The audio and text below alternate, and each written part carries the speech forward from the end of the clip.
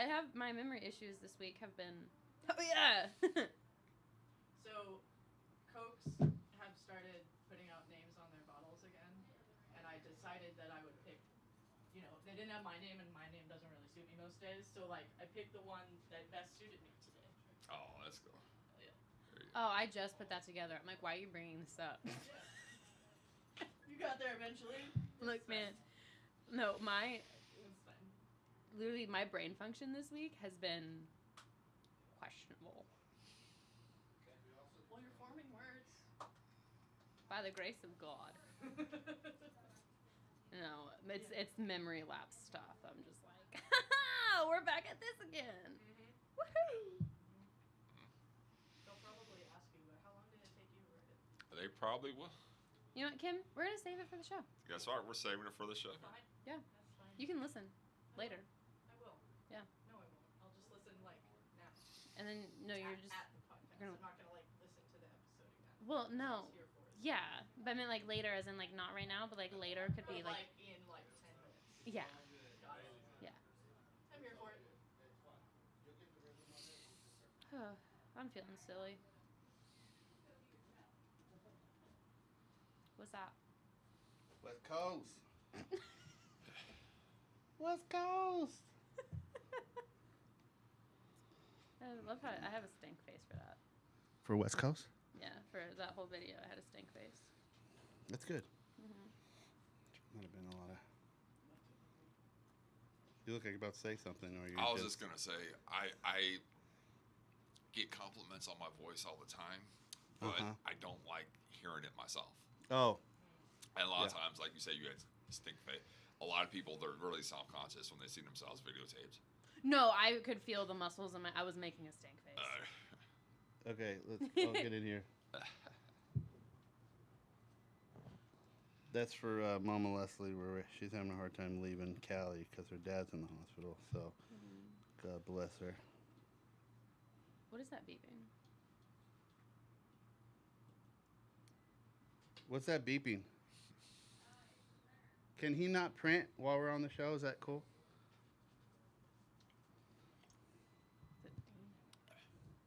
Okay.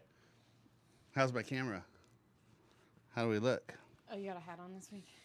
Hell yeah, dude. After I looked like a retired Coke dealer last week. I'm not doing that again. All right. How about a prayer? All right. Thank you for this opportunity to gather together, to listen to printers print, and to just be sober, and to hopefully speak and share on something that's going to be impactful to somebody else. We trust that it will, and we surrender this time to your care and control. Amen. All right, let's turn that printer off. Just turn it off. I feel like we're in one of those like wartime movies where they're getting the It's like Morse beep, code. beep, beep, beep, beep, beep, beep, beep. This just in, ladies and gentlemen, the Most High Show's about to go live. All right, are we good to go? I'm waiting for my producers to... I got 3 producers, and no one's told me anything. Too many cooks in the kitchen. That's the problem. We're good? All right.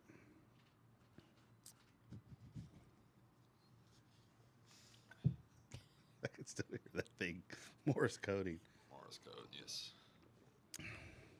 My man, Eric, jumping in. All right. You guys ready? And action. Welcome to the Most High Show, made by and for people in recovery. A show about recovery, spirituality, and being human. Our mission is to provide impactful, community-driven media that informs, empowers, and inspires positive change. Real people, real stories, real life. This is the Most High Show. Yeah. Nice little golf clap. Today's guest is someone who brings a unique and deeply personal perspective to the conversation around recovery, mental health, and creativity. He's a person in long-term recovery from both substance use and schizophrenia. He currently works in the recovery field, supporting others on their journey. And along the way, he's become a novelist, a self-published author, and an advocate, shameless plug over here, and an advocate for compassionate approaches to psychosis and mental illness. In this episode, we'll be talking about the impact Kratom has on people with schizophrenia, the realities of living with and supporting someone in psychosis, and the creative journey of writing a novel. We'll also explore the challenges faced by aging caregivers and the many forms that recovery from schizophrenia can take. So his story is layered, honest, and full of insight, and I'm really grateful to have him here today. Please welcome Eric Diaz to the Most High Show. Another little More clap, golf little claps. clap. Happy to be here. Yeah, so let's move that mic, get that closer to you, or maybe scoot your chair in so don't be scared of it, baby. Come on, get that voice in there. Yeah. Cool. So Eric, we had a cancellation. Mm-hmm.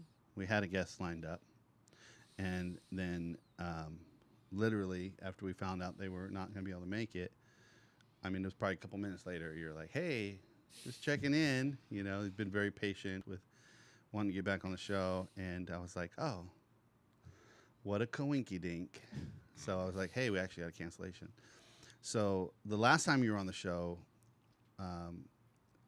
we had a really great conversation around your own personal journey. And we were talking about you coming back on and you wrote this book. So, but for the people who haven't heard that episode and may not know you, could you just give a brief, share a brief spiel on your recovery journey, both on addiction and schizophrenia? Yes. Well, I am a comedian, writer, and mental health professional. I am a certified peer specialist, and I began developing. I actually have a diagnosis of schizoaffective disorder. What's the difference is schizoaffective is schizophrenia mixed in with a mood disorder. So in my case, double winner. it is depression. And also, depending on who my doctor is, I've seen different things in my chart. Okay. So schizoaffective is the one I've had the majority of the time. Mm-hmm. But I do have, if you were to look up every doctor I've seen, there is schizophrenia in there. Mm-hmm. And yeah, recovery has looked different throughout my entire life, and we're going to get more into that. But yeah, I began drinking heavily because before I was in recovery, I had a really great response to the medication, and the medication was great, but I didn't know how to do anything. Mm-hmm. So I began drinking and just going to bars because you can talk to anyone at a bar. You can go there; it's very lively, and it started off as a way to socialize, but it had a ceiling because I was doing it so much. That was all I could do. Mm. So it kept me from going out and developing more meaningful relationships. Mm. Okay. Which is something I loved in early recovery about 12-step fellowships is you get that same welcome, but it's more real. It's more meaningful. It's just the same people on the bar stool. They're just not drunk. Yeah. Yeah. The same rawness. And we talked a little bit about that. And I remember, one of the things that you mentioned was, you kind of got lucky with early diagnoses, early medication that actually worked, and that those aren't always the case for people with schizoaffective disorder diagnosis. Yes, that is 100% correct. And it is my belief that schizophrenia, schizoaffective, they are neurological disorders. So similar to Alzheimer's, mm-hmm. the similar you catch Alzheimer's and start taking medication, it slows the damage to your brain. And even though in the beginning the medication was awful, I'm still very grateful that people were able to get me to take my medication. I had no idea I was sick, and something called anosognosia, which is lack of insight. Mm-hmm. And I was actually paid to take my medicine in a clinical trial. Mm. And they were really friendly when I went in there, and that was a big part of my recovery. And yeah, and also having a brother with schizophrenia that was older, my parents had a better idea what to do. Mm. And I honestly, one of the hardest things wasn't the weight gain from the medication. One of the hardest things to deal with on the early medication was the cognitive problems. and not being able to really. In fact, when I got approved for disability, I'm no longer on disability now, Mm-hmm. but it took 61 months to get approved. And when I had the vocational expert testify for the state at the administrative law judge hearing, he didn't mention anything about the paranoia, depression. All he talked about was the cognitive problems I was having. Mm-hmm. So that was very debilitating. And then when I responded to the newer medication, I was able to go on, get a university education, work full time, write a novel. But I believe that was made possible by early intervention. Yeah. Okay. Got some tech. We're losing focus. Oh, my face was in the shot. So, okay, so schizophrenia, schizoaffective. That people don't just come out to say they got it. Mm-hmm. So it's pretty rare that anyone just does that in a social setting. But then, like the camera action, you're like, no, I want to talk about this. Mm-hmm. Why do you think that is? I believe people talk a lot about stigma, but I don't believe it's because of stigma. I believe stigma is something that was internal, personal, that affected my self-image. What concerns me is discrimination. I'm worried that if I go up and apply for a job and they Google me and see this, that I won't be able to work. Whether or not someone doesn't want to see me socially, I really don't care. But I feel discrimination. Also, I believe sometimes I am very blessed that my family encourages me to speak out if it'll help others. A lot of people, the family, might view it as a mark of shame and not want the person to speak out. Yeah.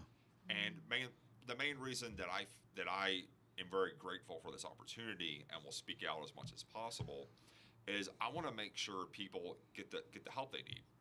I'm very passionate and care deeply about people, like I mentioned earlier, the guy who he takes his medication or she takes her medication, but she's legally disabled because of the cognitive symptoms and needs help being reminded to take their medication, that I want to make sure that they're not left behind.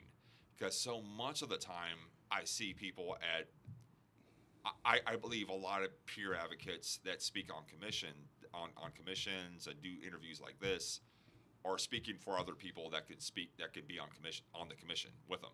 Right. You'll have President Obama's strategist, I'm not sure his correct title, David Axelrod, has a daughter with epilepsy. And her type of epilepsy, she needs an institutional setting. And she wasn't able to get it. It's like, oh, you need to treat people in the community. And that's great if you can, if it works. But sometimes you need an institutional setting.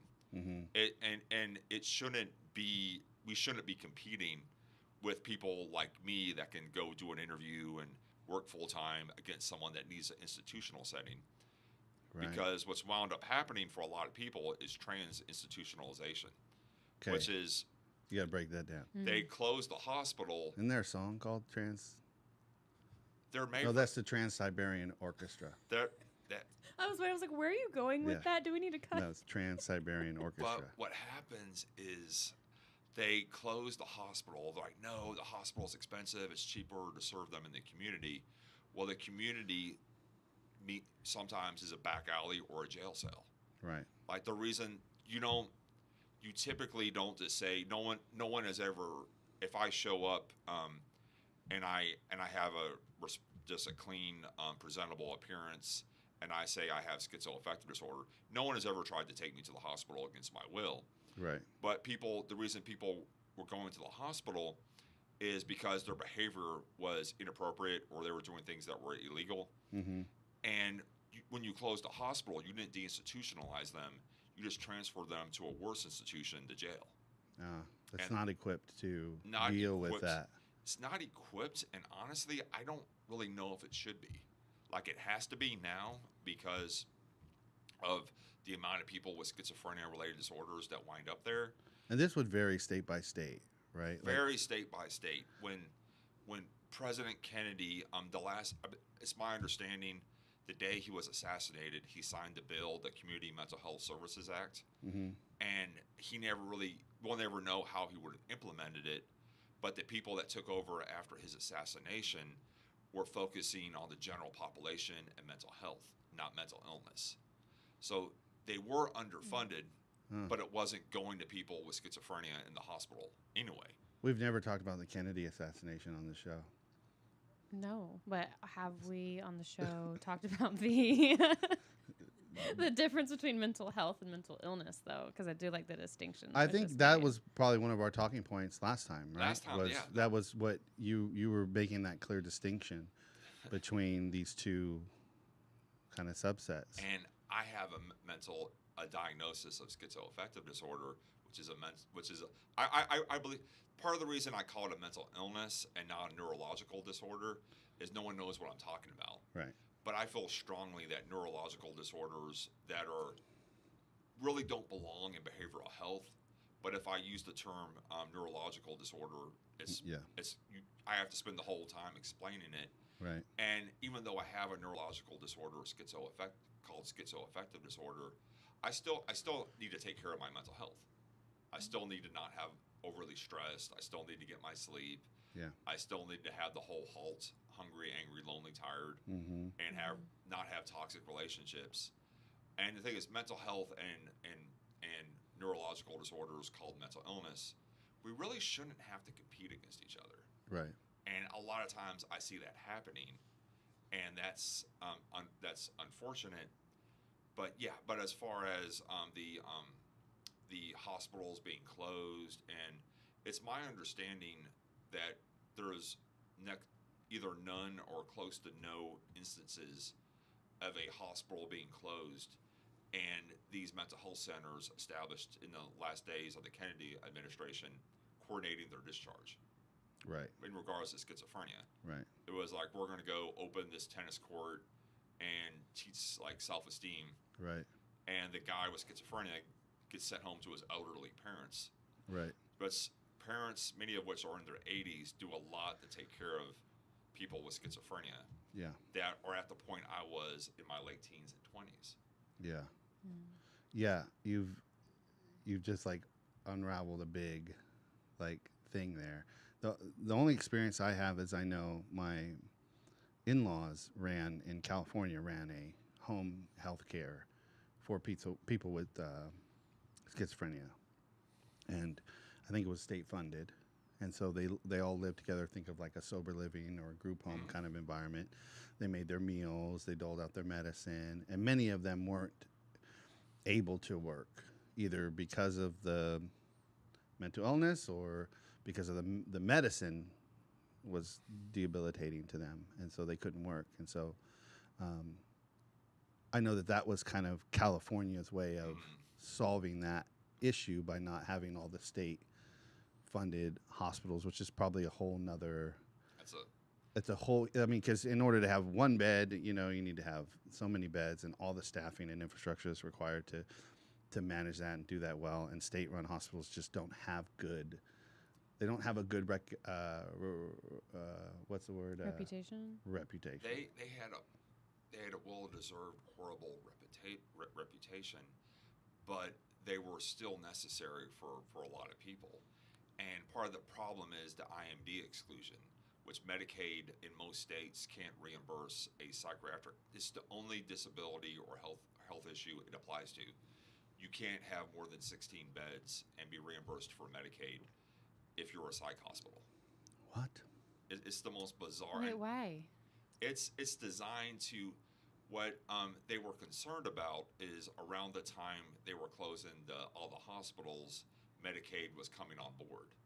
So they didn't want the states to use Medicaid funds to just fund the hospitals. They wanted them to serve them in the community. Mm-hmm. That's an honorable goal. And I mean, I imagine that there's some advantages to that thinking, right? If you're serving this population in the community, the potential for them to be integrated, right? That depending on their variant degree of ability to be in the community, right? You're giving them opportunity to participate in society, right? mm-hmm.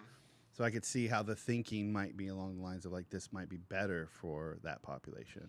It might be better for some, but Right. like I mentioned with Mr. Axelrod and his daughter that needs that institutional level of care, Yeah. is if you're that patient who needs that level of care, You don't have access to It's- it unless you have private funds to private pay for funds. something like that. And also, what infuriates me is there's very little accountability in a lot. Like when the Olmstead decision was a great decision. It said in 1999, it was actually a lawsuit filed against, I believe, the Secretary of State of Georgia.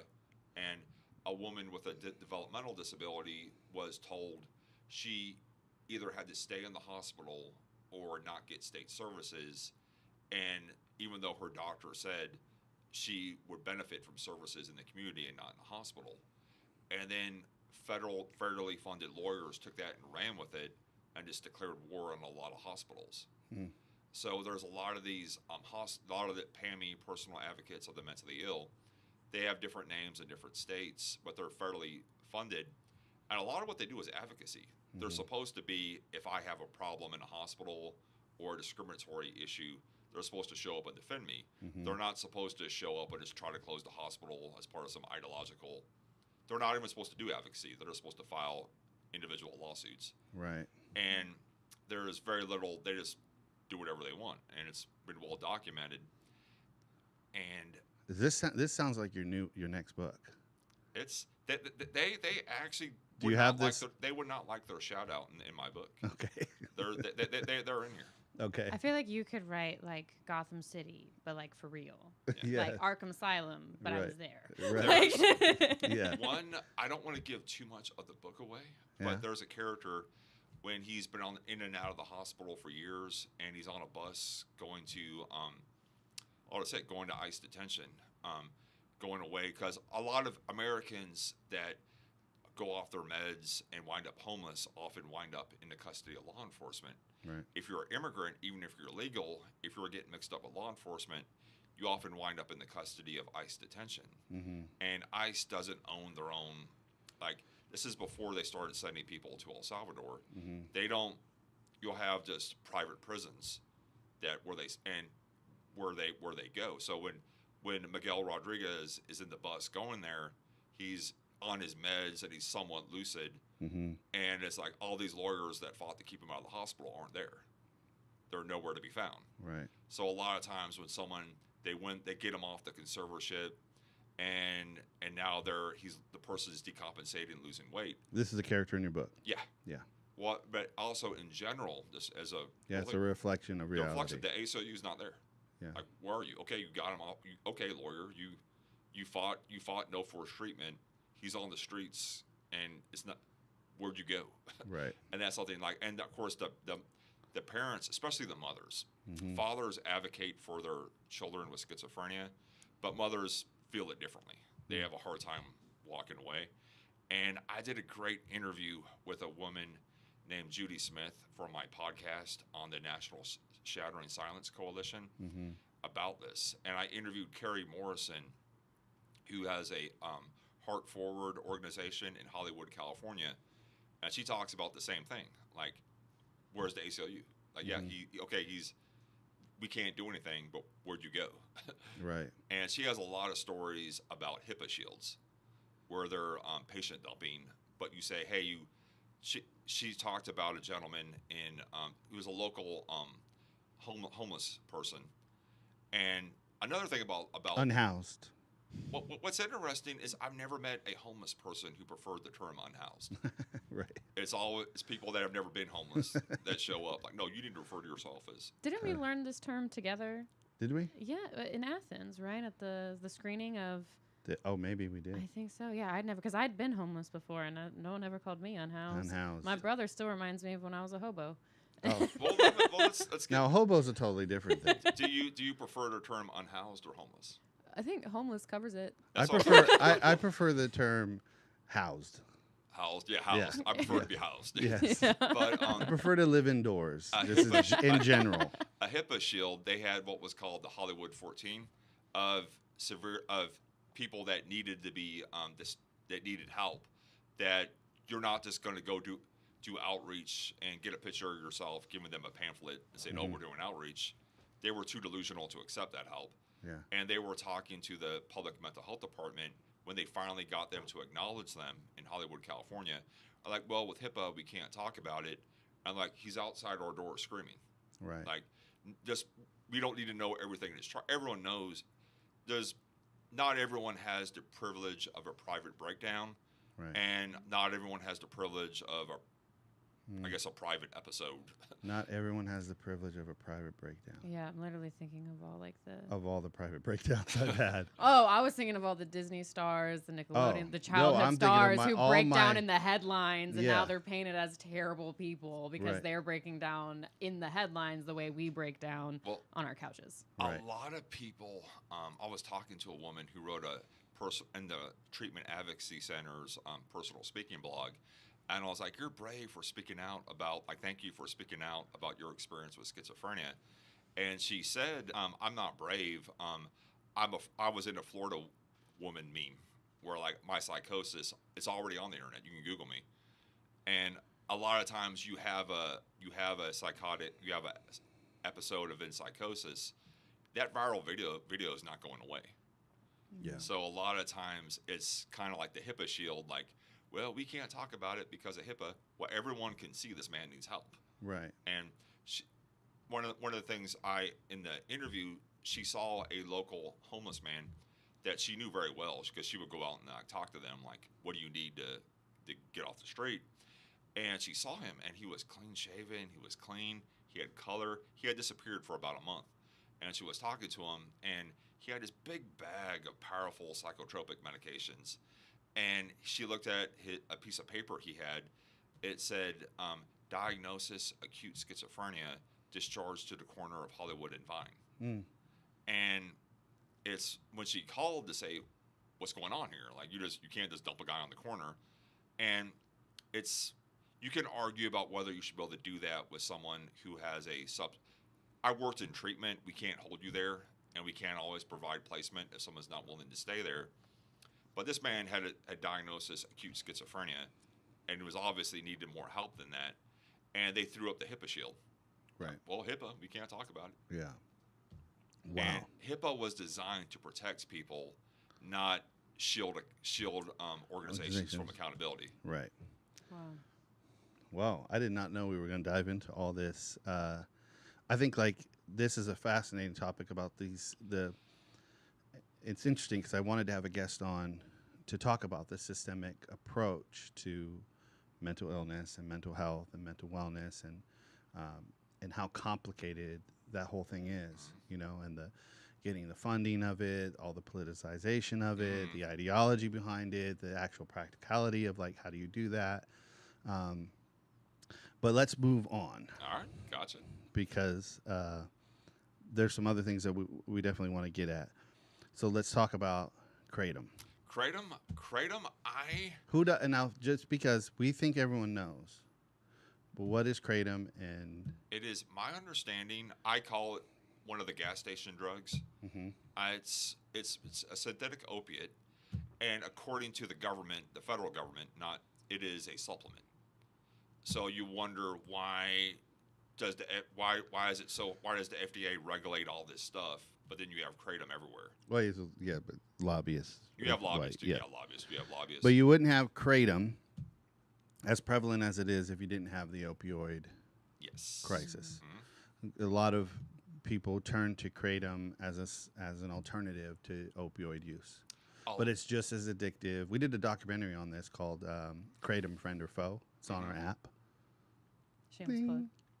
And we discussed, we covered a lot of these things because in the marketing of it, where it's sold, all those kind of things, it's clear that they're targeting in their advertising practices, they're targeting a specific population, and that is us, right? Yeah. Mm-hmm. And so there's so many people who talk about how Kratom is the perfect alternative opiate because it will alleviate their back pain or chronic pain and things like that. But for those of us with substance use disorder, it's tricky, right? Because it looks like, well, I just got it at the gas station. What harm can it do? But The a lot of people. amount of H&I meetings that I went to where there was a person who was detoxing because it all started at the gas station Kratom, and then it snowballed and it's like, and it is synthetic. And I have never, maybe that's just because of the circles I run in, but I have never met anyone who's used Kratom who's not an addict.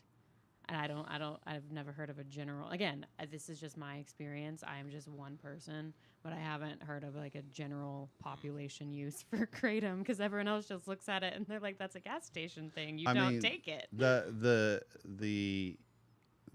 internet is like, they have this algorithm, because I know whenever we would post clips of the documentary that we did, which I felt like we tried to be fair in our documentary of their approach. I mean, we would get flooded with comments about how great Kratom was and this and that. So they got some sort of really good system in place to get it out there. They have a great lobbying tool in that it's sold at a lot of independent businesses that will fight to defend their bottom line. So they have the support of a lot of the small business community, because they, like I said, it's sold at some mom and pop gas station. Yeah. Now, what specifically is it with Kratom, and what people should understand about its effect on individuals with schizophrenia or schizoaffective disorder? First off, my brother has given me permission to speak publicly about this. So I am very open about myself, but I'm always, before I talk about anyone, any family member or anyone for that matter, I always check and get permission. And Kratom, my brother refused.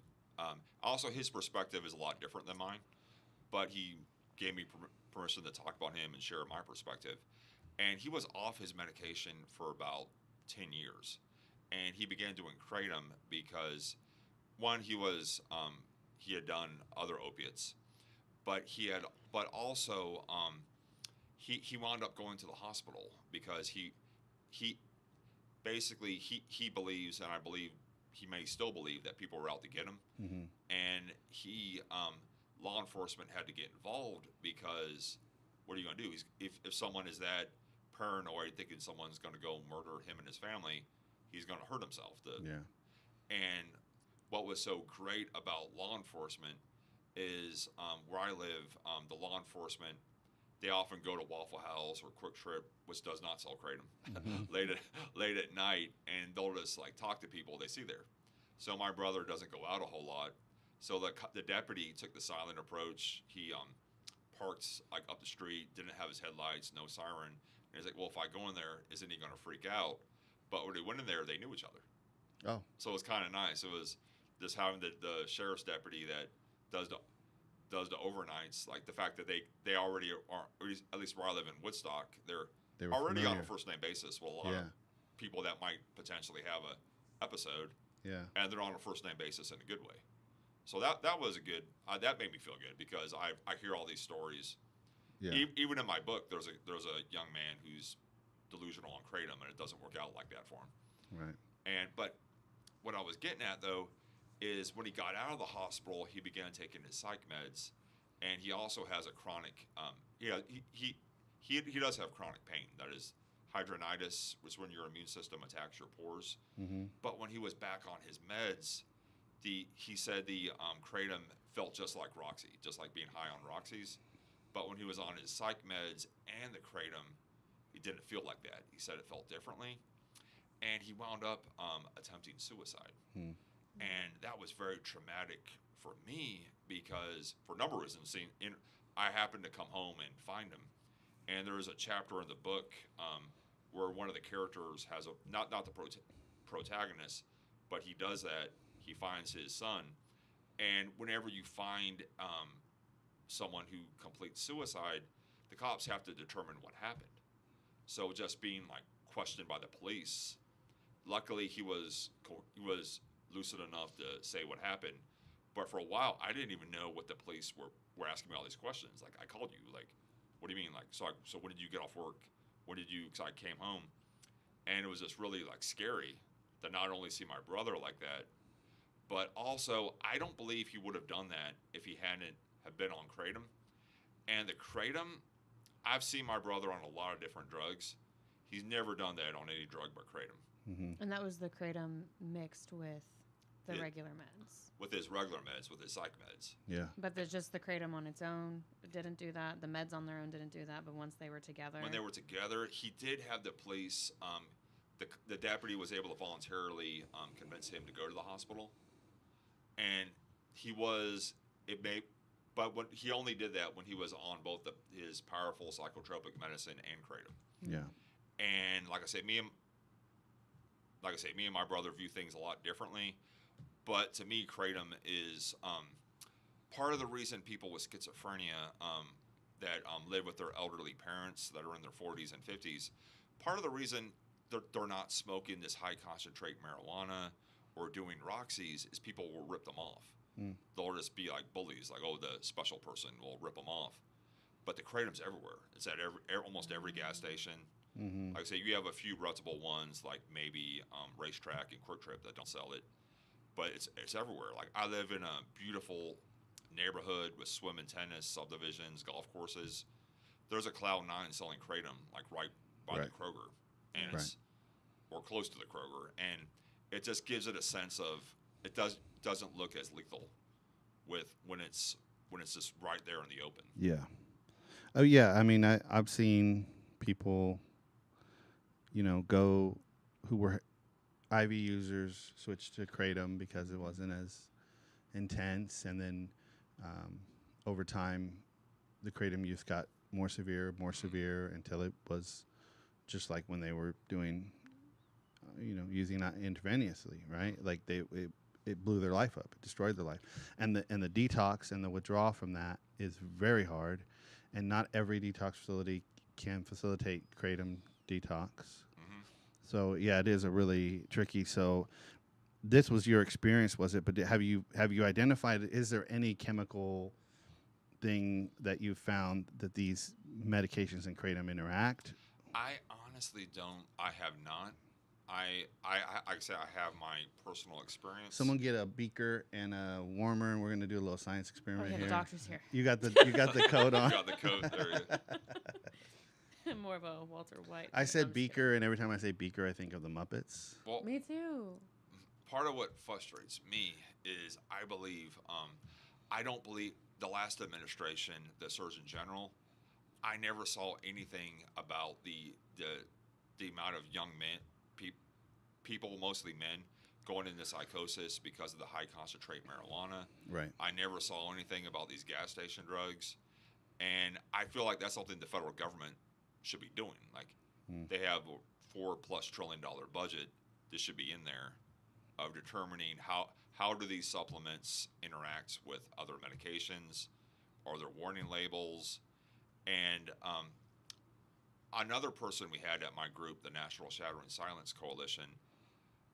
I know her first name is Justina, but I think it's Rosinski. I can't think of her, but she was a social worker at Rikers Island, and you have all these people doing, I think it's K2, that you get them stabilized on their meds, but you got it everywhere.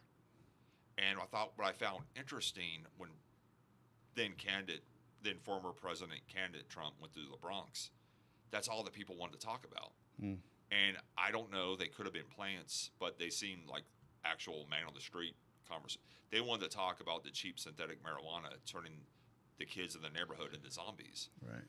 And if that's what they're talking about in the Bronx, that's what we're talking about in Woodstock and Pickens County, where I work one day a week. Where is the Surgeon General? Where are the, and like I said, I don't know, but there's got to be, whenever data is not collected and whenever something is not studied, there was a conscious decision not to collect the data and not to study it. Right. So I don't know what that is, but there is definitely something going on. I don't know if it's some small business lobby that's saying, hey, you're hurting this mall pop gas station. I don't know. Well, we cover it in the documentary. We cover a little bit of that. One of the guys who we interviewed was actually a part of that whole thing of bringing some of those things in, and he did his time and spoke pretty candidly about that. So it's definitely their approach, and that's kind of what they've done pretty geniusly to get kratom infiltrated into the market. Yeah. What? Just yeah. Well, I'm trying to keep us from, Yeah. See? Yeah. Yeah, contagious. trying to keep it. Try to keep shit PG here. You know what I'm saying? Just because, like, it's interesting because you can't talk about things like, especially in the way that you're talking about it. It's hard to, you can't like talk about these things in vacuums, right? Like, there are systemic issues in the way that we as a society choose to govern and allow things to move in it, and some of those things are at play. And then there's also what we can do as a community, right? And I guess I tend to focus more on education. What can we do as a community? Because I've had counselors who come to me and have told me about, especially like the DAP carts with the THC and the high THC concentrate, and how young people from very few uses of that high THC concentrate go into psychosis, and some of them, they're not sure they'll ever get out of it. Well, I think this about like the Kratom and all like the synthetic options that you can get at Cloud9, that you can get at Cloud9, that you can get at gas Not stations. sponsored by Cloud9. Yeah, definitely not after this. No, but the whole concept of just because it's legal doesn't mean it's safe. Because at the end of the day, like, we're all alcoholics. That's legal. 7 days a week, afternoon on Sundays. Yeah. Well, and alcohol kills 4 times as many people in Georgia than all other substances combined. And just like alcohol is year. legal, cigarettes are legal, vapes are legal. All 3 of these things are detrimental to our health. Just because it's legal doesn't mean it's safe. And so our job as the consumer, our job as the community is to be informed, is to have that education. In my mouth. Yeah, well, I quit 6 months ago. You should join me. I would bet if a teenager wanted to get his hands on Kratom versus alcohol, he would have a much easier time getting his hands on Kratom than alcohol. Oh, I can confirm as the teenager who had a much easier time getting drugs than alcohol. Yeah. So I think part of my problem is people that are vulnerable with schizophrenia and other at-risk populations. Yeah. I mean, I care about all of God's children, and then of course people that are youth that maybe don't understand the gravity of what they're doing, and that is something that. But yeah, you're right. Alcohol, you can't wave a wand and protect people from bad choices. Yeah. But you can make it a little bit harder on them. For instance, I knew a guy that was a EMT, and he got off work. He had a horrible shift. He went to a gas station. He was going to relapse, but because the gas station closed between wherever county he was in, between like 2 and 6. He had time to think about it, and he wound up not relapsing. And if you want to do Kratom, it'll always be available, but it doesn't need to be that easy to get. Yeah, you get a little time to think about it. That's and I've worked with some people, who are in recovery from Kratom, and they feel a little more akin to alcoholics because it's so readily available. Like the drugs that I used, they're. I don't know if I've been in the same room as them, right? Like, you had to go to specific places to get them, and so if my drug of choice was, right there at the BP on the way home every day, that's it does, it's a constant kind of reminder, and you have to be more vigilant against that. I do think education is key, and I believe that the public would make it like, maybe if you're going to have Kratom be legal, some states with liquor have like a state store or something. Maybe it doesn't need to be at every strip mall. What does it have to be 18 to get it, right? I honestly, is it not 21? I believe it's 21. Everything's Okay. 21 now. I believe it's the same as cigarettes. But Can't legally kill yourself till you're 21. But one thing I was going to say though, what I think would be great, what is great, is it needs to be included in more art. Like, the book is entertaining, but it's also informative, and it humanizes people who have a problem with Kratom. Yeah. It humanizes people with untreated psychosis in a way that you want to know what happened to them. And that is, like, it humanizes the woman who's in her 80s, and it's like, what am I going to do with my son? Yeah. Yeah. And using art to tell that story and to connect the the story to other people and they can see themselves in that. There was something, I watch a lot of video essays, and I was listening to Órale, ese. Stop. You watch a lot of video essays? Anyway, I watch a lot of videos essay. I hate you. I watch videos in the dark at night. So anyway, yesterday I was watching a video essay. Órale. Sorry. I'm from California. And they were talking about art, having a message to it, because it was specifically talking about horror movies and how there's just overused tropes in these movies. However, the overused trope is not what makes people upset, it's the lack of contribution to it. So it's like, if you tell this, especially with mental health being like, it's been destigmatized, but now it's just like a buzzword and people still don't understand it to an extent, right? It's like we got depression and anxiety down. We're good. We understand those. But psychosis, not so much. And these movies try to portray these symptoms of psychosis, these different psychotic symptoms, and they have no personal experience with it, and you can tell. And so it's like they're just trying to hop on the bandwagon, and they think they're helping, they think they're benefiting the cause, but it's just, it's art without a message. It's art without a message, and it's better to approach something with I don't really understand than oh, I got this. I have anxiety. I can write about schizophrenia. And which is fine. Not everyone who writes a character with schizophrenia has to have schizophrenia. Yeah. But you should probably talk to a person who has personal experience with schizophrenia. Yeah, go spend time. And also acknowledge that my experience is my experience. And kind of like, if you talk to someone else, they might have a complete different perspective. But yeah, so I do think that is something that is needed.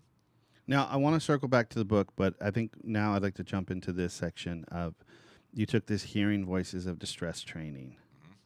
And I think you were texting me, telling me about this training you were going to do. Yeah.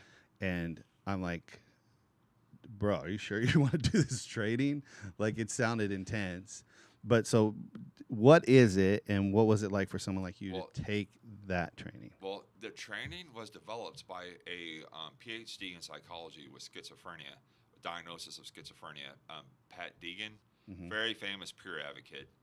And she is very specific that she says, this is not about hearing voices.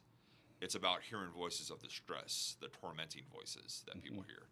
And now what's the purpose of the training? It's to show people that people, what the people hearing voices of distress are going through. So to help create compassion and empathy. Compassion, yes. Okay. And it shows, and it brought back a lot of memories from high school. Because that's when I was I only had auditory. If I had a visual hallucination, I don't know about it. I still think it was real. But looking back, I had kind of like, I know certain things that I heard maybe through events or a crowd noise are probably false. If they're just really people don't think about me that much. People don't sit around and just talk about me all day. Right.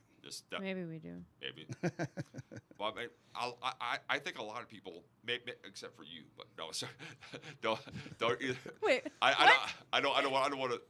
I was going to joke, but I don't want to be mean. No, say the joke. I was going to say people have stuff to do. Right. They're not sitting around talking about me.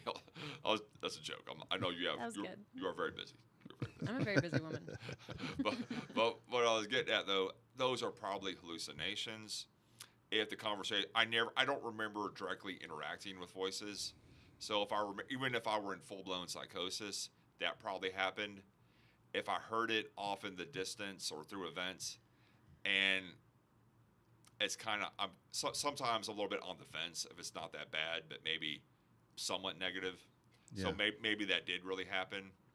And those are kind of things that I'm listening to this. But I think everybody at some level does that, right? Like, we all, you say something and my mind takes it and then we'll assign value to it and apply it.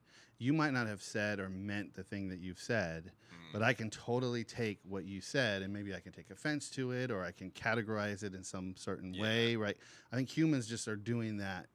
Yeah, and that is one thing about like who's really like the father of reality, and so to speak. You know what I'm saying? Because like I've even had to, recently, like I had to tell my wife that like you have to slow down and sit and look at me in the eyes and tell me, and like, but you have to be like, look, I'm not mad. Here's the thing, because otherwise I will take what she says, which is usually without any malice, right? But my own, whatever I have, will put malice in there. It's not there. So I think it's like, I think that's also one reason why I'm like, I ain't taking this freaking training, because I already know that at some level I am crazy in some, so to speak, in a way, because I can take what people say and I can assign, because of my own bullshit, I can assign meaning and put filters on it when it ain't even really what somebody might have been intending to say. Am I the only one? No, Am that I makes sense. I think that's completely human to do, is because everything we see, like everything we're taking in, is distorted through the filter of our perception of how are we feeling that day. If I'm already feeling annoyed, like this is something I've had to check myself with this week, was I am PMSing and I'm irritable. And so I had to check in with myself because everything was irritating me. It was like everything someone asked me to do, every problem someone came to me with, I was just like why? Like I could not be bothered. And I was like, wait. It has nothing to do with how, like, this person. It has nothing to do with what they told me. Right. I'm filtering it through my irritability right now. Yeah. But until you had that epiphany or realization, you thought that the irritation was real. True. Okay, now I hear where you're coming from. But I think that's just a human thing to do. I don't necessarily think that's I'm not a Yeah, doctor, but I don't think that's a diagnosis. like Ram involved. Dass says. Ram Dass goes, I'll pretend you are who you think you are if you pretend I am who I think I am. Right? We're all playing that game with each other. But back to the irritability, hearing this, I was so irritable the whole time I was listening. Had these headphones in. It brought me right back to being in high school with the irritability. Wait, hold on. It's playing, is making it sound like you're hallucinating? Yeah, hearing voices. See, that's why when he said he was doing it, I'm like, dog, you sure that makes sense, because you want to do that? Because like you didn't want to really dive into some of the voices and the things that you had experienced younger, because you didn't want to trigger yourself or trigger anyone listening. So you felt irritable. Anything? I mean, what else did you? It brought back a lot. I could have doing these. Put this. I was able to do. I wasn't really as good as I normally was at some of the tasks, except for the origami thing that we were doing, because I'd never done that before. I could not learn anything new in high school when I was hearing voices. I could write out like a skill set I already knew, but I couldn't learn anything new. So trying to learn a new task with this irritability, it was just put me right back. And part of the reason I took the training is I've been pitching an article about it, I think a lot of educators would really benefit from taking that training. Yeah. Well, educators, mental health advocates, counselors, anyone who might at some point come across somebody in that state. Was it like this training, was it like a constant stream of voices, or was it 45 minutes of just derogatory voices where I'm trying to do a crossword puzzle? They have another module where you're trying to check into a hospital. But there's constant input. Holy shit. And the way it sounds is like it's off in the distance. Well, yeah, because when you were saying like how you would identify if it was real versus a hallucination, because I've had professionals ask me the same question, and I have a really hard time being like, well, you're asking me. And then it's like, but the if it sounds like it's coming through a vent, if it's like something coming through a crowd, like that's probably, not actually happening, because that's the same way that I identify hallucination versus actual listening. Yeah. But if I had to, I would not be able to listen to that and not cry. It was so draining. And I bet. One thing that made it different than high school is the majority of the voices I heard were people I knew. Like I'd pick out crowd noise or someone through an event. It was people I had met. Like I knew what their voices sounded like. So these voices I didn't recognize them. But also another You're thing. talking about the difference in so the hallucinations were familiar voices. Yeah, And this exercise, they were unfamiliar voices. unfamiliar. Which helped you to Yeah, separate. helped me separate it. I mean, Yeah. it still put me in a really irritable and like Oh, I brought bet. back Jesus. brought back memories, but unpleasant memories. But another thing was being that Pat Deegan is based in Boston. Some of the voices sounded like the people on the Departed movie. Okay. So I don't know many people like that. Okay. Yeah. So it was like a bunch of like Boston accents. Bostonians, just like often like off in the corner talking bad about me. Wow. So that was So little- that helped. Thank- Like, do you think like that helped not trigger any kind of? yeah, it made it a little bit less. It was already a lot, but I think that made it not as much as it would have been if I had been hearing people I knew. That's fair. Yeah. Yeah, mine are always unfamiliar. I named one recently, so my aunt and I can laugh about it. Oh. Yeah, but yeah, none of them. They've always been unfamiliar. So like that exercise, but none of them have Boston accents. I think I'll submit a request to whoever's putting them in my brain that the next one have a Boston accent. Well, we've had Reed from Centered Recovery on, and the thing that always comes up is, that not everyone has like an inner monologue, right? And that's for me like the first time hearing that somebody doesn't have an inner monologue. Like I'm always fucking thinking, like when I go to lay down in bed, like I have to wait for it to wind down, and some people just they lay down, they go right to sleep, and it's like, what are you? But not everyone has that inner monologue, and so there are times when,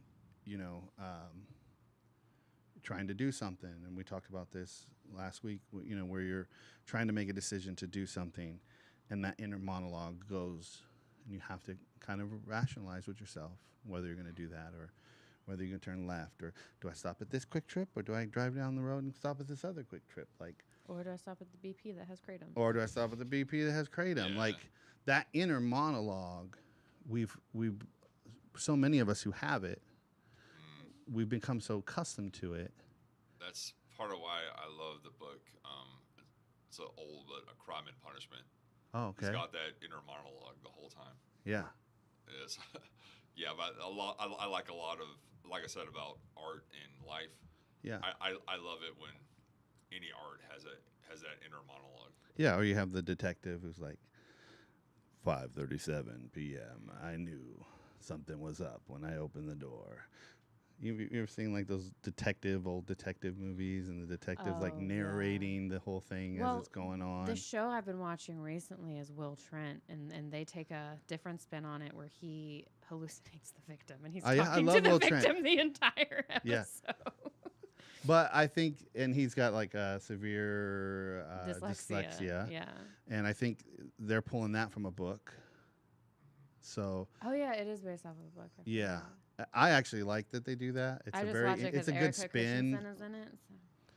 So. Yeah, so I think like that's why something like a training like this, for me, is like, oh shit, because there's so much going on in my mind constantly, and sometimes like creative energy is chaos energy, and so when I'm, Thursday sitting and it's like, okay, you show up at 7, now it's time to be creative, and it's like, okay, Yeah. I have to rummage that, and it takes a while. I had to take walks and stuff to stir that up, but that chaotic energy is so necessary for creativity. Does that resonate with you? Yes, at all? because Brian and I were just talking about this before the show because I haven't had a fire in my life since the end of 2023. A fire in your life? Yeah. Is that metaphor or Metaphor, yeah. Okay. Yeah, because my life's been pretty. I was gonna say you didn't have a fireplace. Or? I don't actually. Okay, but that's not what you're talking Like about. everything's been smooth sailing for a little over a year now. Oh, okay. And so there's no my life isn't chaos. So then my art is just kind of like, It's a different practice. where is it? I can't find it.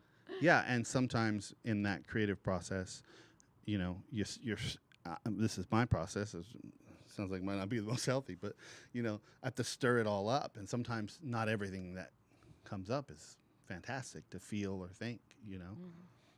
I'll But call you next time. Be like, hey, Christian, remind me about something I don't like. yeah. So yeah, I mean, I think that's where,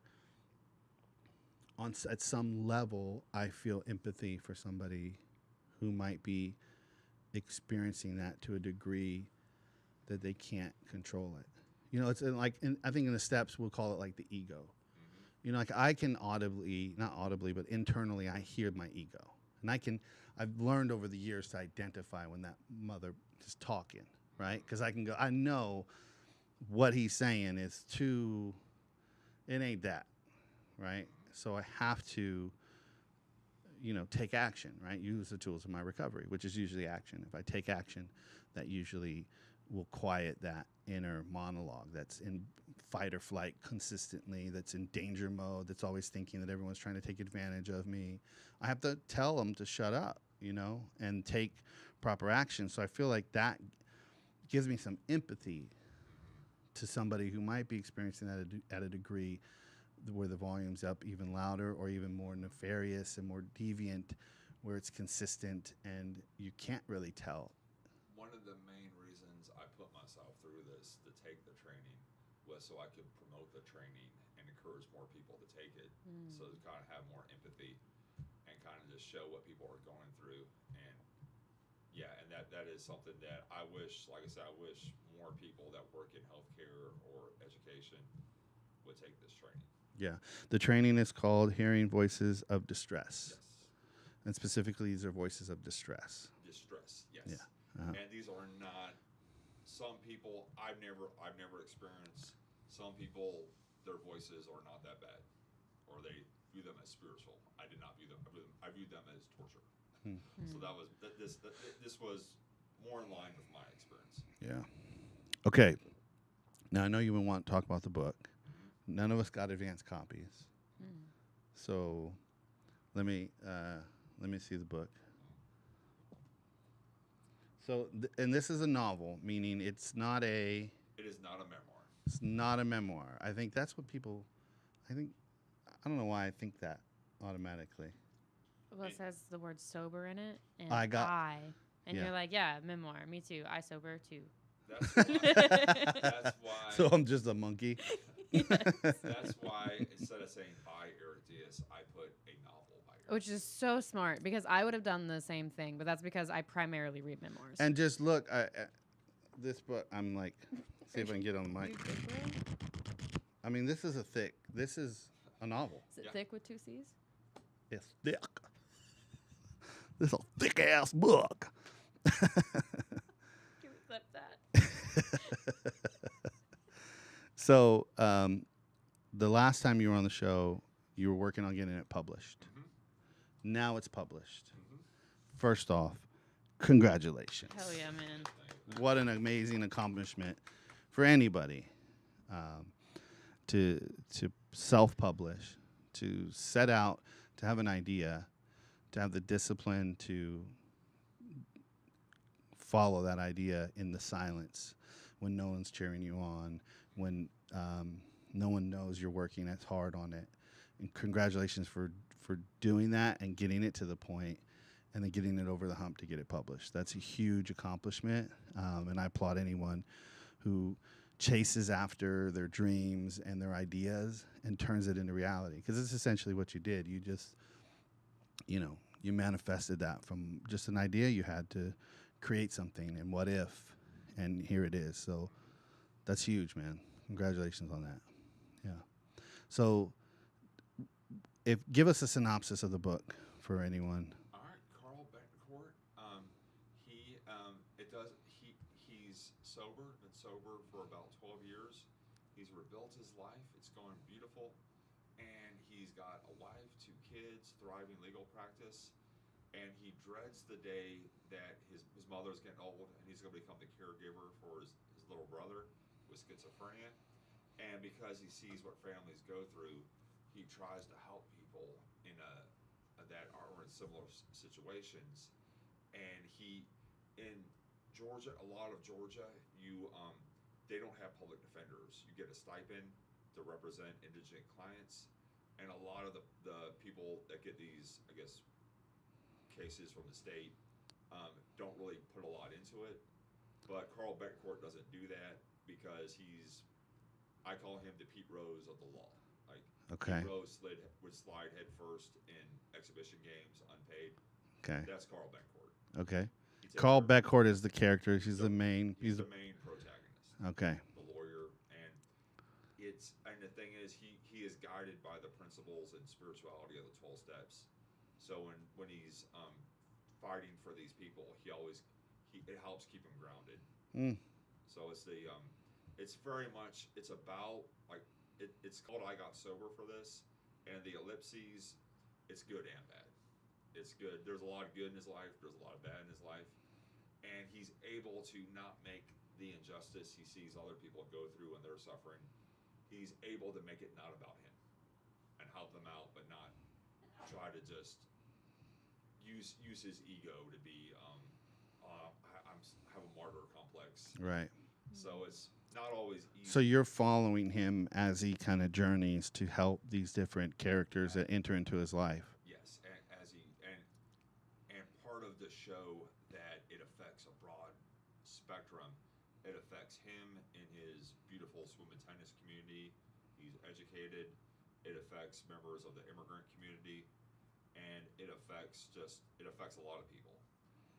But just him using the principles, like I said, using his principles, talks a little bit about Stoic philosophy, Mm-hmm. how he used to say, "I'll be happy when, I'd be happy if." Mm-hmm. Now he's happy now. Mm-hmm.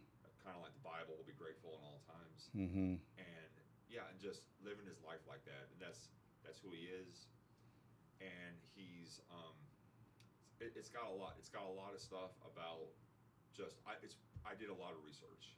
Okay. And I don't believe the book will ever be done, but you never finish a novel, but at a certain point you stop writing. Yeah. So the book, I could have researched this book forever, but then it would just be researching as a hobby, and I wouldn't be writing fiction. Right. So at a certain point, I had to just. Art is never finished. It's only abandoned. It's only abandoned. Yeah. Yes, the book has been abandoned. Yeah. I am taking a screenwriting workshop, and I'm working on turning it into an adaptation for a TV show. Yeah, that's what as you were That'd explaining be it, cool. I was seeing the series in my head of Yeah. this. It sounds cool. Yeah. How long did it take you to write that? 5 years. Damn. 5 years. I had no idea. I learned how to write very well. I went to college, and I was 30 years old my freshman year at Kennesaw State. Okay. Had no idea what I wanted to do. You were that guy in the class. Everyone's like, "Who's this guy? Whose dad is this?" At 30? Christian. Bro, everyone else is 18. But I learned 18 to 30, that's like, what? Whose dad is this? You're right. You're right. I got an Yeah, 18-year-old. 30 and 42, that 12 years isn't that big. But yes, I definitely fell out of place. 30 and 18, that's a bigger 12 That's a years. big jump, yeah. Yeah. But I learned how to write, but I didn't do a lot of fictional writing in college. I wasn't an English major. My major was more IT related, Mm-hmm. which I don't know why. I guess I wanted a marketable degree, but Yeah. I was miserable studying that. Sounds like a very 30-year-old decision. 30-year-old age, going, hey, I think I'm going to do something marketable with my education. Yeah. And but I had to learn how to write. So I began watching the YouTube videos of Alyssa Matastic, Mm-hmm. and she just has YouTube. She used to work for one of the big 5, now big 4 publishers, just as an editor. Mm-hmm. And I watched all her YouTube videos, and then I read some of the books she recommended. I read Dyer's English, Dyer's English. She was a prominent copy editor, and it helps get me out of. I felt like everything had to be proper grammar, but the book I'm writing help how I speak. So Yeah. the grammar is still, it's just not an academic paper. It's a novel. Yeah, right. So even the narration, I'll start a sentence with "but" and stuff Yeah. like that. I love butt. I know. I know. You like big butts? I can't lie. But yeah. just making it flow like right at how I speak. Yeah. And I can't imagine the undertaking at it. I did somewhat of a memoir. I wrote something, and I used I would speak like into voice memos, and then I transcribed that, and then I would go back and then clean that up. That was a cool process for me. That worked really well, and I think I could probably do something like a novel in that way, because my imagination is so vivid that I could probably just hit the record on that. Start. I mean, me and Dean literally did this a couple days ago. We were in the studio, and we're creating a character for the Montana Society, and we just started personifying this character in conversation, and we just hit record and then transcribed it. That was a really good way for me. And I think I listened to, there's an audio series by Rob Bell, and it's called Something to Say. And he talks about the creative process of writing a book or creating anything, or a lecture or a sermon or whatever it is. If you want to create something and present it to the world, and the nuts and bolts of that creative process. And he talked about being in different phases, right? And whatever it takes for you to capture the creativity. If it's audio, if it's you just writing without worrying about where the periods are, you're just getting the idea out as a first phase. And then you go back and kind of take it to that next stage. Was that your process? I had to learn that writing is revising. The majority of my writing was revising, and that helped me. And knowing when to say it's done. Some of the most beautiful paintings on earth have been ruined by a painter not knowing when to walk away. And that has been difficult, just walking away and saying what's there is there. Another thing that was, I don't know if I could have finished the book without reading Stephen King's novel on writing. What? His memoir on writing. What? I quoted that to Brian before the show. What quote did you use? Because Stephen King says that writers don't wait for inspiration, writers just write. And that lives in my brain every time I'm not writing. And I don't know, I admire Stephen King as a writer. I don't like his work. So I don't know why I'm like, I need to be like him. Like, writers write, I write. Like, I don't. Yeah. I wait for the inspiration. I don't. But there is something good about creating, like Thursday showing up at 7, it's time to be creative. Because it forces me to start making decisions. I have a certain amount of time to get this thing done. And I think for creatives, when we put kind of those, if there is no guardrails up, there is no kind of deadline at play, it's really easy to just get lost in the creativity of it. I completely agree. And another thing that helped me finish the book is I printed out I Got Sober for This, and by a novel by Eric Diaz, and I taped it to my copy of Girl with the Dragon Tattoo. Okay. And I just set it there, and I was like, I didn't know the distribution available to self-published authors. I didn't know I could put it on Amazon. And I was like, what if no publisher wants it and no one will ever see it? And I just look at my cover, yeah.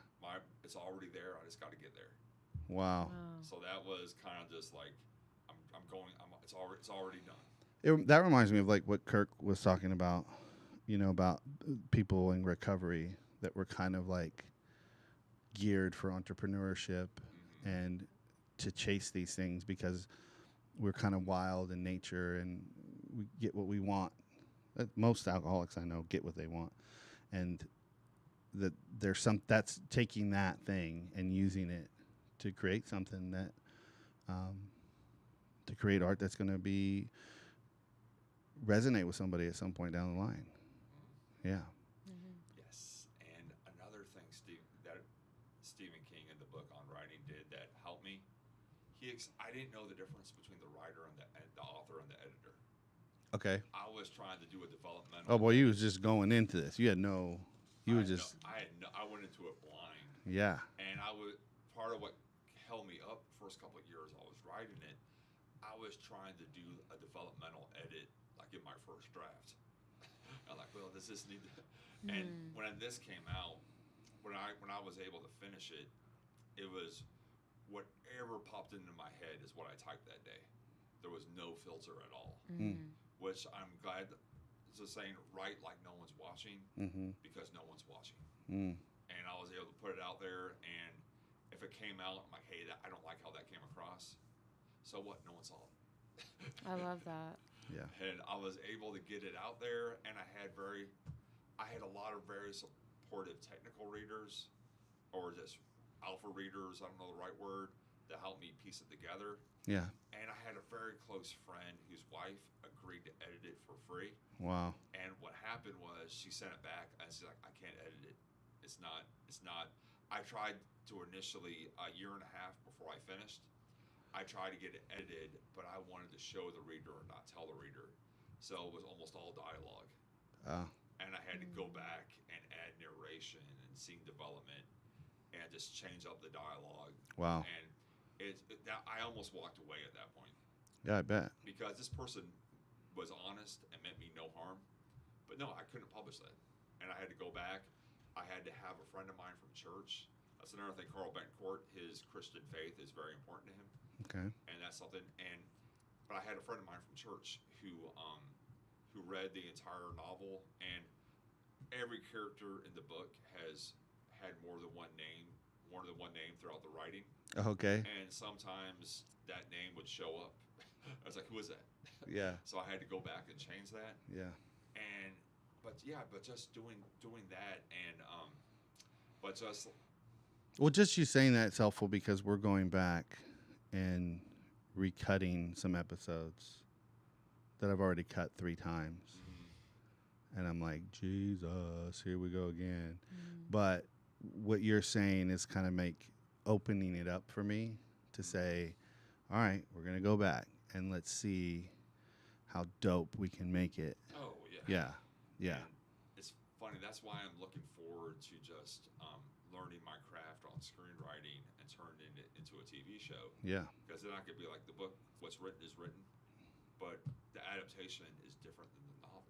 So Yeah. I can go back, and the opening opens with Carl Bencourt being in court after he's already sober. Why not? Then the script, the pilot I'm working on, opens with him being breathalyzed by the bailiff coming back from lunch. And Right. Then it cuts 12, and then it starts after he's back. Yeah. You can do those things visually. Yeah. Yeah. You can tell a lot of the story. Well, look, I want to congratulate you on just setting up a goal, accomplishing it, and then for being an advocate for anyone who's suffering with mental illness and suffering to stay on their mental wellness journey. Why'd you look at me for that? I don't know.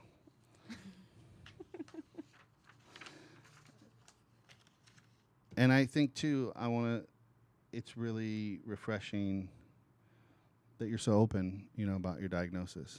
My wife grew up, with that home in her life, that her parents ran. And so she was well aware of the stigma, whether it's self or societal, that schizophrenia or schizoaffective is not something that people are super upfront about, that they have it or had it or deal with it or live with it. And it's really encouraging that you're willing to put yourself out there, And I love the distinction between, you can stigmatize me all you want, but you can't discriminate. Yeah, I'm not entitled to see anyone socially, but if I can't get a job or my loved one can't get the health care they need, that's a problem. And that's why you're speaking out. And that's why you're talking about all this, because so many people are discriminated against. So any final thoughts? Final words from you, Sarah? No, I think, it was really eye-opening just hearing about the other side of things, especially hearing more about JFK's assassination for Most High first. Yeah. But no, it was good. And then especially, now you've written a whole book. You went from disability, having cognitive issues, to now you have published a book yourself. It took you 5 years, and you did not give up on it. And I think that is incredible. Next week, we have somebody coming in. Do we have someone coming in next week? You have me not We have coming in David next week. Cleope coming in next week. Central nervous system is coming in next week. It's just a stick figure with a bunch of wires coming out. It's like the mop on Key and Peele, the mop boss. Can I add one thing? Yeah. My recovery position in mental illness Cobb County was vital to my recovery. Okay. I've been active in NAMI for years. Yeah. Every NAMI. One of our board members is very active in NAMI as well. Every NAMI chapter is run differently, but NAMI Cobb has always been there for my family. Yeah. Cool. That's good to hear. So thank you, Eric. Tune in next week. We're going to learn about the nervous system and what's really going on. It's going to be interesting. And thank you to the donors and supporters for making this episode possible. This has been an episode of The Most High Show.